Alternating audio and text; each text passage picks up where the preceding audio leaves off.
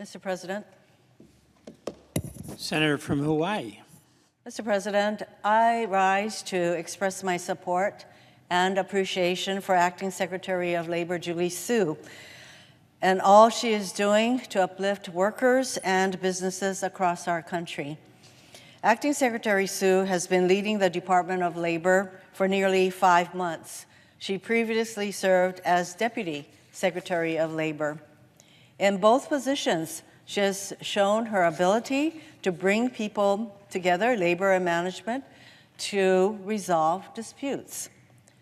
She did so to avert a freight railroad strike, and recently, as acting secretary, she helped avert a catastrophic strike at ports all across the West Coast.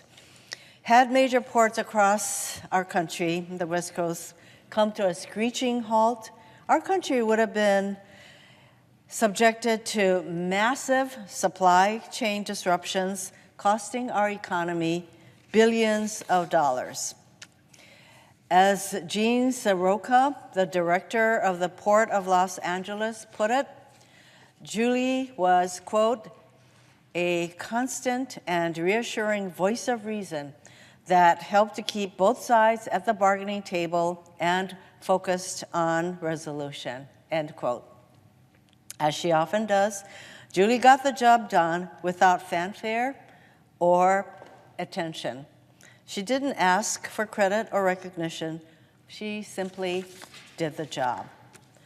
And that's what she's done throughout her career, whether while fighting for undocumented garment workers in California or helping the Biden-Harris administration create more than 13 million jobs. Julie Su isn't a politician. She has dedicated her life to fighting for working people and leveling the playing field between labor and big business. She knows that the work of the Department of Labor isn't about her. It's about the millions of working people who keep our economy and our country moving forward. Mr. President, when I first immigrated to this country, we just had one suitcase, and our first home was a boarding house where we shared a single bed, sleeping sideways.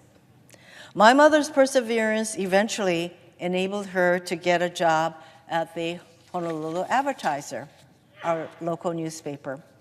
And while the job was non-union when she was first hired, my mother and her co-workers ultimately came together to form a union.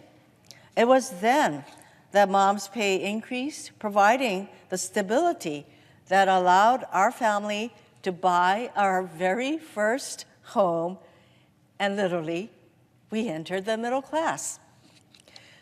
Unions are critical at a time when economic disparity continues to grow. We are seeing a resurgence of labor organizing across our country, from Honolulu to Hollywood and far beyond. Actors, writers, Teamsters, and so many others are organizing to demand fair pay, decent treatment, and basic dignity. At a time like this, we need a labor secretary who can bring labor and management together. Julie Su is that person. Julie has broad support from businesses and labor alike, garnering the endorsement of groups including the U.S. Hispanic Chamber of Commerce, Small Business Majority, the AFL-CIO, and dozens of labor unions across the country.